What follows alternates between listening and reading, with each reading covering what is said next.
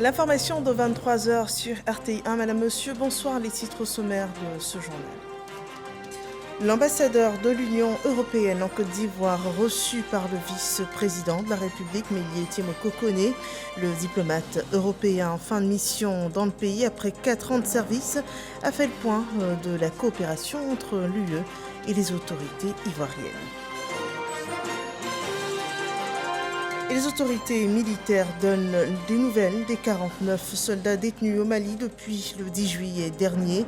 Le chef d'état-major des armées, Lassina Doumbia, rassurait davantage les familles sur l'avancée des négociations en vue de leur libération. L'actualité en Éthiopie, au moins 4 morts et 9 blessés dans la capitale du Tigré. C'est le bilan d'une frappe aérienne du gouvernement fédéral. Des accusations réfutées par Addis Abeba qui assure ne viser que des sites militaires. C'est un retour de la violence après une trêve de 5 mois. Bienvenue dans ce 23 heures. Le vice-président de la République s'est entretenu ce jour avec l'ambassadeur de l'Union européenne en Côte d'Ivoire. Le bilan de la coopération entre la Côte d'Ivoire et l'UE était au centre des échanges. Le diplomate européen achève sa mission en Côte d'Ivoire. Il a ainsi fait ses adieux au vice-président de la République. Le point de Viviane Aïma. En fin de mission, l'ambassadeur de l'Union européenne en Côte d'Ivoire, Jobst von Kirchmann, a été reçu ce vendredi 26 août au palais présidentiel par le vice-président de la République, Koné Timoko Mélié.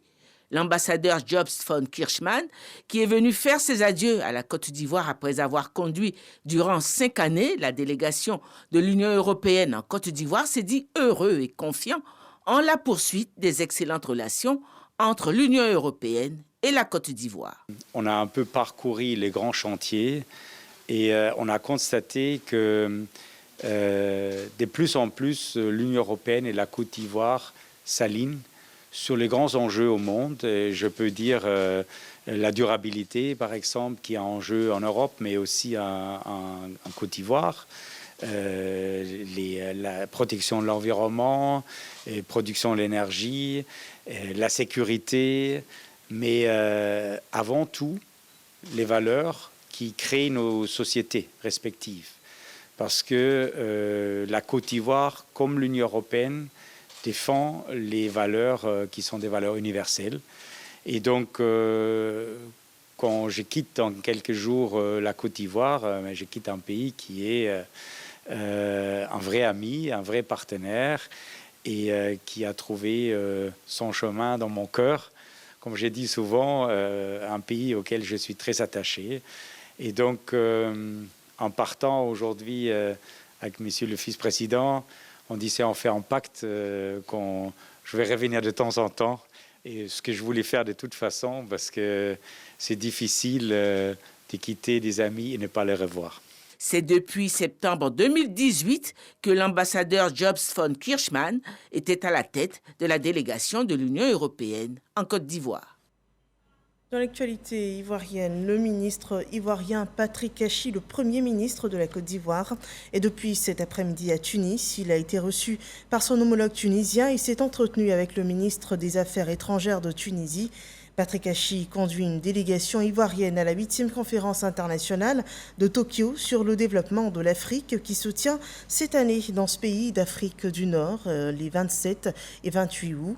Le président tunisien était à l'accueil des différentes délégations pour cette première édition qui se tient depuis l'avènement de la Covid-19. Et à cet effet, la conférence abordera principalement les questions de la reprise économique post-pandémie, de la digitalisation et de l'économie verte.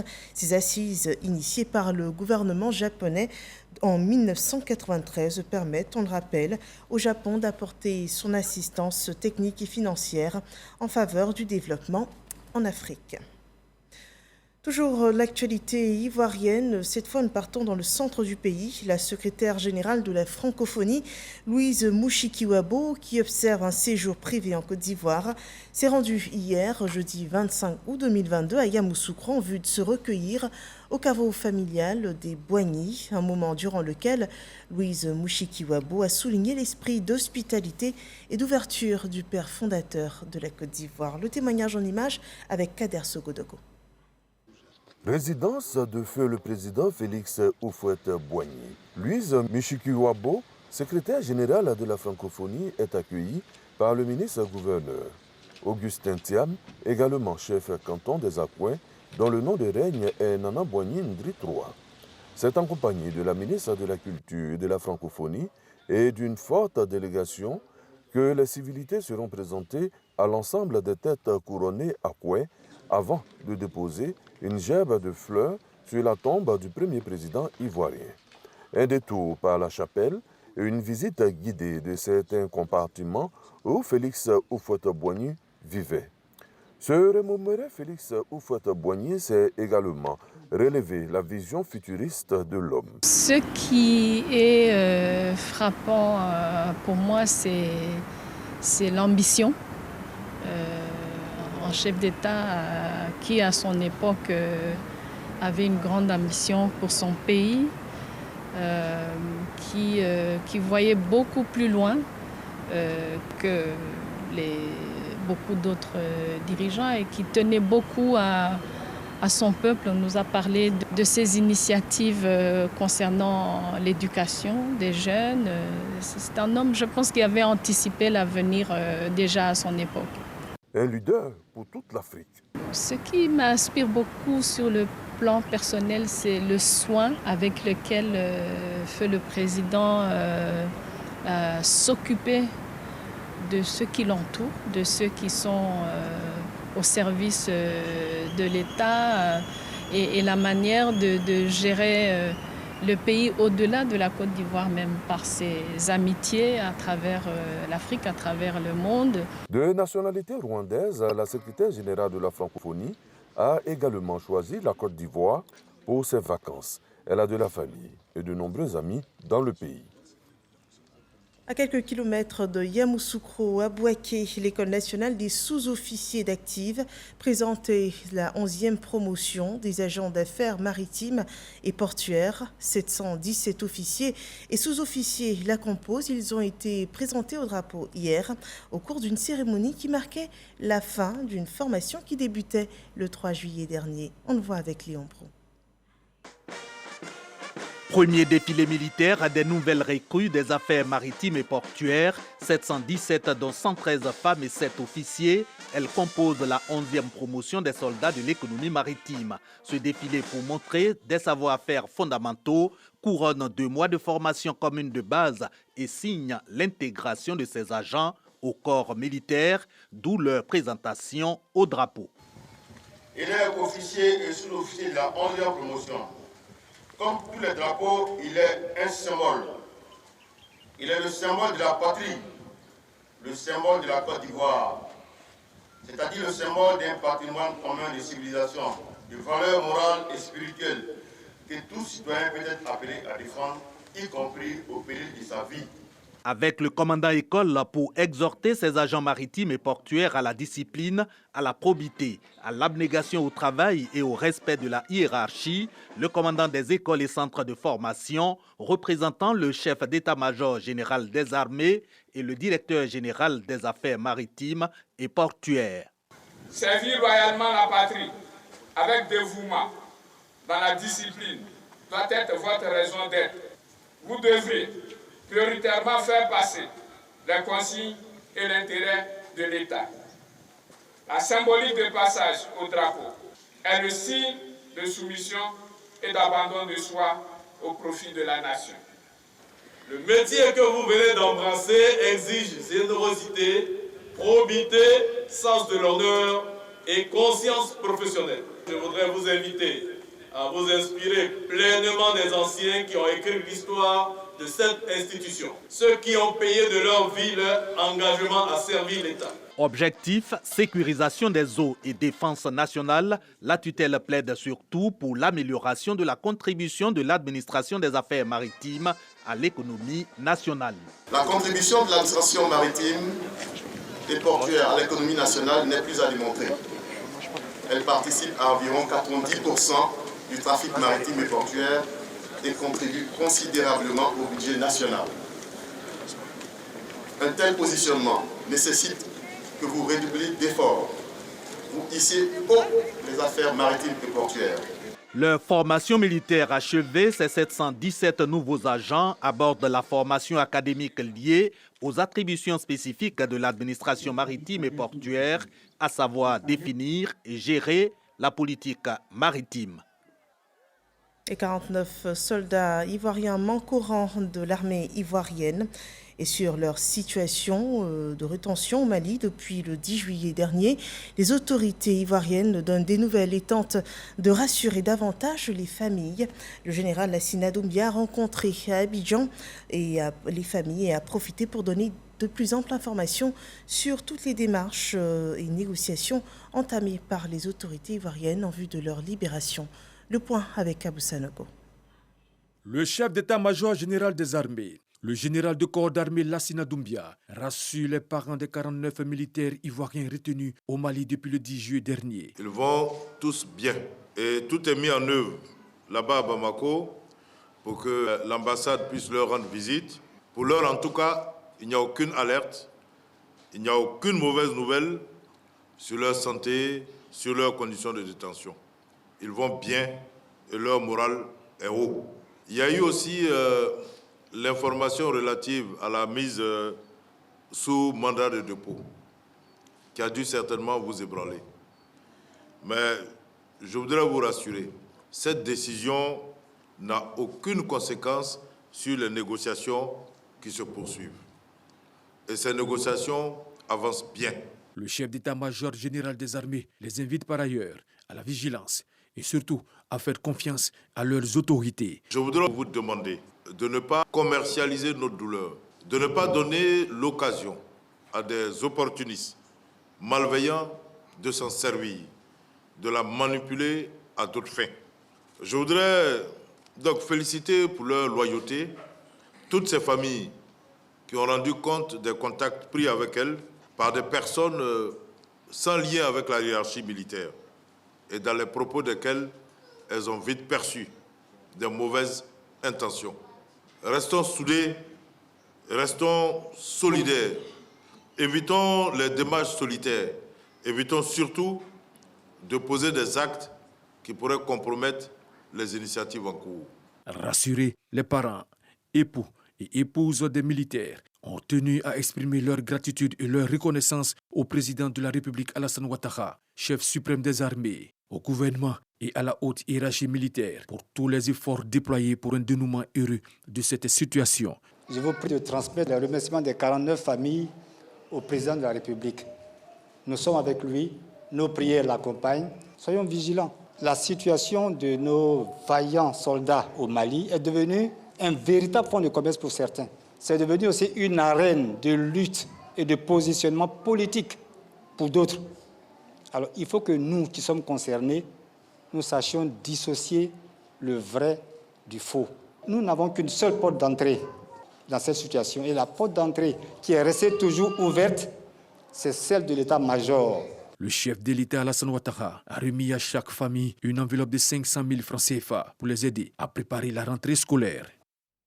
Et ce communiqué du procureur de la République près le tribunal de première instance d'Abidjan-Plateau sur les raisons de l'arrestation et de la détention de Pulchérie Balé, militante de la société civile ivoirienne. Dans une vidéo en date du 16 août 2022 diffusée sur le réseau social Facebook, Dame Pulchérie Edith Balé déclarait que l'État de Côte d'Ivoire n'empruntait pas la bonne voie pour faire libérer les 49 soldats, mais choisissait plutôt la voie de la violence verbale, autorisait en outre des manifestations qui visent à agresser des Maliens. L'État de Côte d'Ivoire aurait d'autres intérêts inavoués et en encourageant l'escalade de la violence. L'opinion publique était instrumentalisée en faisant croire que le Mali avait tort. Les faits mentionnés dessus, dont la gravité n'est pas à démontrer, tombent sous le coup des articles 155, 179 et 183 du Code pénal sous les chefs d'entente avec les agents d'une puissance étrangère de nature à nuire à la situation militaire et diplomatique de la Côte d'Ivoire, de manœuvres de nature à jeter le discrédit sur les institutions et à occasionner cautionner des troubles graves à l'ordre public et de diffusion de nouvelles fausses de nature à entraîner une atteinte au moral de la population. Dame Pulchéry Ballet a en conséquence été interpellée et déférée à mon parquet. Une information judiciaire a été ouverte à son encontre et suit son cours. C'est un courrier fait à Abidjan le 26 août 2022 et signé du procureur de la République d'Abidjan, Adou Richard Christophe. Revenons sur ce drame survenu sur l'axe Toumosi-Oumé. Le 9 août dernier, un accident de la circulation qui a fait 5 morts et 1 blessé grave.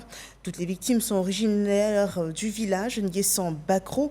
C'est dans le département de Djekanou et le gouvernement ivoirien a apporté aux familles endeuillées et aux blessés également la compassion. On le voit dans ce reportage de Kader Sogodogo. Nguessan-Bakro, la tristesse et la consternation se lisent sur les visages. Revenons de Toumoudi.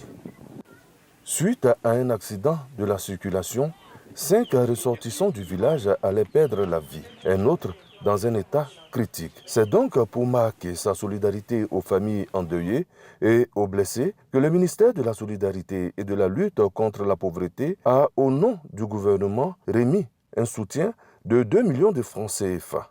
Au nom de Madame la ministre de la Solidarité et de la lutte contre la pauvreté, dire les sincères yako au peuple de Nguessan-Bakro.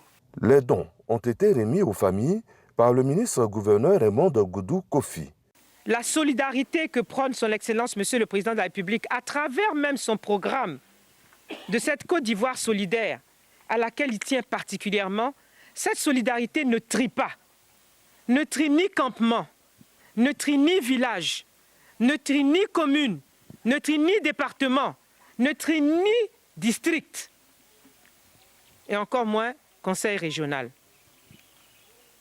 Ce sont tous les habitants de Côte d'Ivoire qui sont concernés par cette solidarité que prône son Excellence, Monsieur le Président de la République. Un soutien bien apprécié. J'ai perdu mon mari. Il y a beaucoup de gens. Je remercie le gouvernement pour tout ce qu'il a fait pour moi. Au cours de cette cérémonie, Raymond Goudou Kofi a offert la somme de 1 100 000 francs CFA.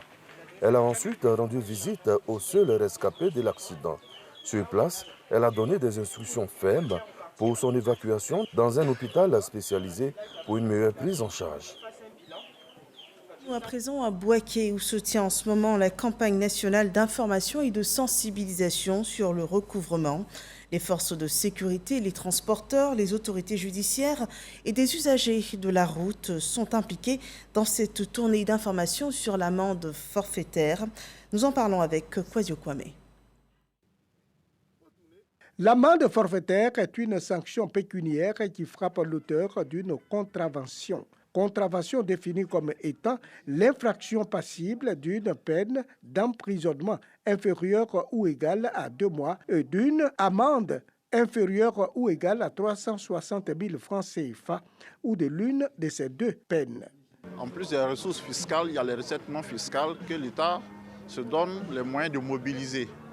Mais pour ce faire, il faut que tous les différents partenaires qui sont engagés dans ce processus soient utilement informés, pour que chacun sache sa responsabilité et la nature des différentes infractions et les contraventions qui vont avec. Le premier responsable du Haut Conseil du transport terrestre exhorte la coopération des transporteurs à se conformer à la loi en vigueur.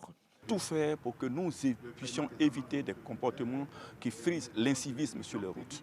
Parce qu'en étant donc un délinquant routier, nous mettons la vie de nos populations en jeu. Mais nous nous réjouissons de voir aujourd'hui que la tendance commence à être à la baisse parce que la stratégie nationale de la sécurité routière déployée par le ministère des Transports commence à porter ses fruits. Le refus de paiement de l'amende forfaitaire expose le contrevenant à des poursuites judiciaires. Cette campagne nationale se déroule dans toutes les régions du pays. Dans l'enseignement supérieur, un accord cadre lie l'université Nangui-Abrogwa de l'Institut Polytechnique Félix Houphouët-Boigny. Ces deux centres de formation veulent mutualiser leurs efforts autour des problématiques liées à l'enseignement, la recherche, la double diplomation ou encore l'employabilité. Ce sont différents axes de cette entente dont parlent Serge Pakamdidi et Patricia Omouetia. L'université Nangui-Abrogwa et l'Institut national polytechnique Félix Houphouët-Boigny formalisent leur collaboration avec la signature d'un accord cadre de coopération. Cela pour répondre aux souhaits du ministre de l'Enseignement supérieur et de la Recherche scientifique, Adama Diawara, encourage une collaboration franche entre les universités et les grandes écoles. Cet accord cadre répond d'une part à l'objectif, à la vision du ministre de l'Enseignement supérieur et de la Recherche scientifique, le professeur Adama Diawara, pour l'INPHB qui est historiquement en collaboration avec l'université Nangui-Abrogwa, de par des activités de recherche communes et même également par des activités d'enseignement avec des échanges de professeurs, se voit aujourd'hui impliqué dans une collaboration formelle par la signature de cet accord cadre, de cette convention avec l'université Nangui-Abrogwa. Cet accord de coopération porte sur deux axes, l'enseignement et la recherche. Par ce partenariat, les responsables des deux établissements veulent élargir le champ de leur collaboration, notamment une double diplomation entre les deux universités et la question de l'employabilité des diplômés. Avec l'accord cadre, nous organisons mieux la collaboration que nous menons. Cela nous permettra donc d'approfondir, tant en matière d'enseignement que de recherche, notre collaboration. Parce qu'effectivement, nous allons sur des thématiques bien précises, avec des équipes qui sont connues au niveau des deux structures. Donc nous travaillons sur des domaines que nous arrêtons d'un commun accord. La filière du médicament, la biologie, la chimie, la science de la terre, l'industrie sont entre autres les secteurs concernés par cet accord cadre de partenariat. À présent, le point Covid de cette journée.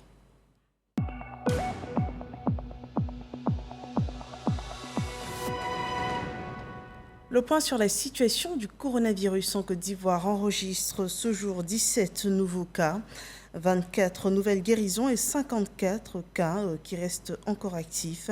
Et le point vaccinal, lui, enregistre 18 265 949 doses de vaccins administrés sur le territoire ivoirien.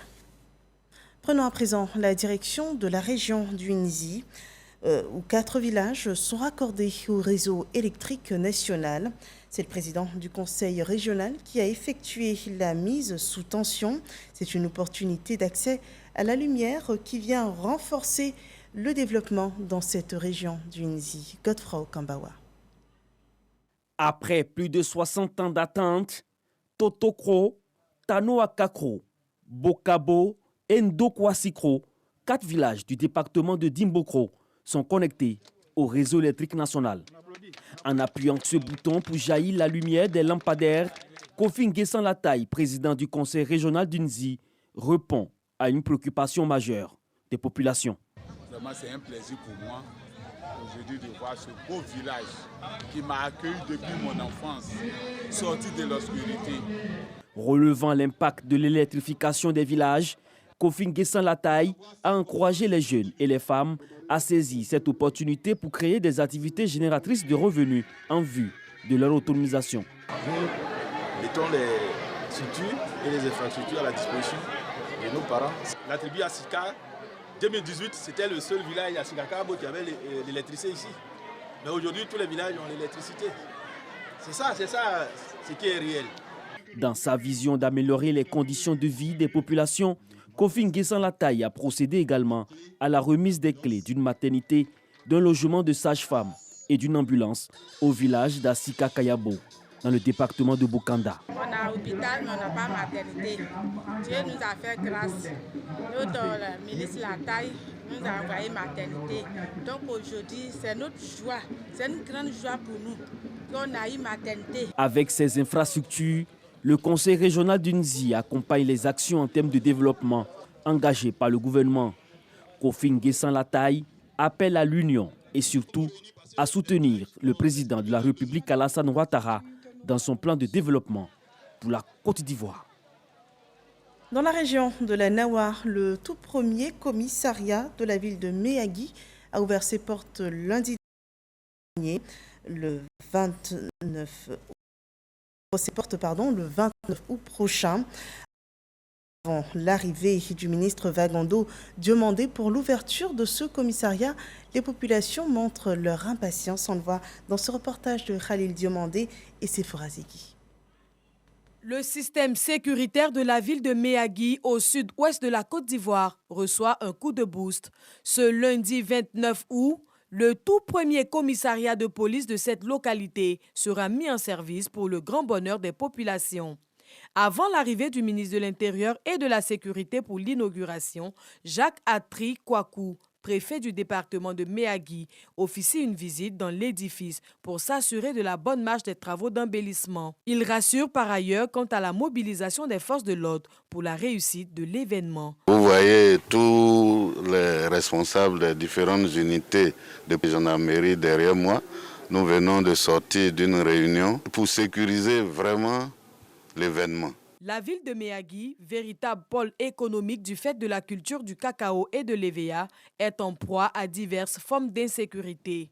Entre autres, vols à main armée, viols et braquages. Les populations dans toutes leurs composantes affichent leur joie d'accueillir l'infrastructure. À cause de l'insécurité, il y a beaucoup de choses qu'on ne peut pas faire la nuit, surtout nous les transporteurs. Les passagers qui arrivent tard la nuit, ils ont du mal à rentrer chez eux à la maison. Donc du coup, ils sont obligés de dormir à la gare. L'arrivée de la police, je pense que ça va changer beaucoup de choses. Je suis une vendeuse de garba. Vraiment, nous sortons vers les 4h, les 5h, mais vraiment, nous avons la peur au ventre. Et aujourd'hui, par la grâce de Dieu, nous avons eu la police. C'est une grande joie pour nous et nous remercions vraiment le président de la République. Alors j'invite la population à sortir hommes, femmes, jeunes pour réserver un accueil au ministre qui vient pour nous remettre cet instrument de sécurité. Le commissariat de Méagui est bâti sur une superficie d'1 hectare et comptabilise plus de 30 bureaux. Dans la région du Léboutou, la génération Abriman fait la promotion de la cohésion sociale et de la solidarité à travers une grande rencontre. Les membres veulent ainsi renforcer les liens pour bâtir la localité. Un renforcement du développement est en vue à travers ces actions que nous montre Lanciné Bakayoko.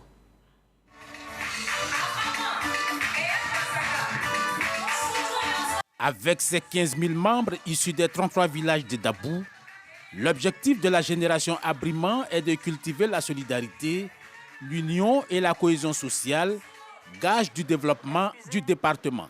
Selon le président Yannick Nomel, les divergences idéologiques, politiques et religieuses ne devraient pas constituer un frein à la volonté de développement de Dabou, terre de brassage et de culture. Nous sommes en quête perpétuelle donc, de cette fraternité et de cette stabilité-là. Et je suis heureux de savoir qu'aujourd'hui, nous démarrons quelque chose, nous continuons quelque chose que nous avons pris il y a de cela quelques mois. Et avec l'appui des uns et des autres qui mettront de leur sien, nous espérons véritablement que nous pourrons triompher des divisions, des palabres, pour nous mettre ensemble.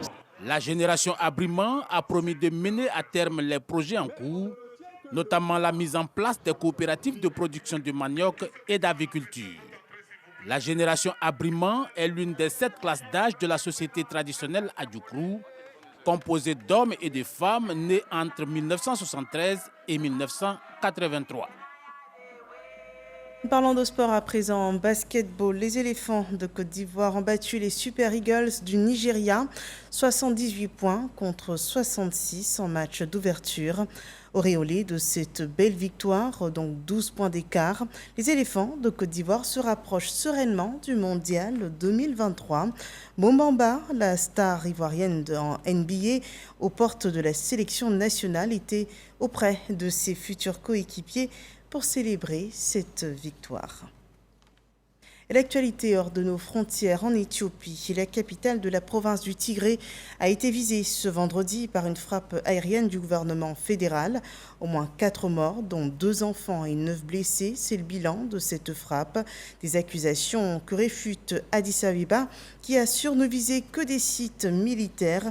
Ce retour de la non-violence a mis fin à 5 mois de trêve. La reprise des combats inquiète la communauté internationale et de nombreux pays et organisations internationales, dont l'ONU, les Nations, les États-Unis, l'Union européenne en tête, ont appelé à une cessation des hostilités et à une résolution pacifique du conflit qui dure déjà depuis 21 mois. Voilà, nous achevons ici cette édition d'information. Merci de nous avoir suivis.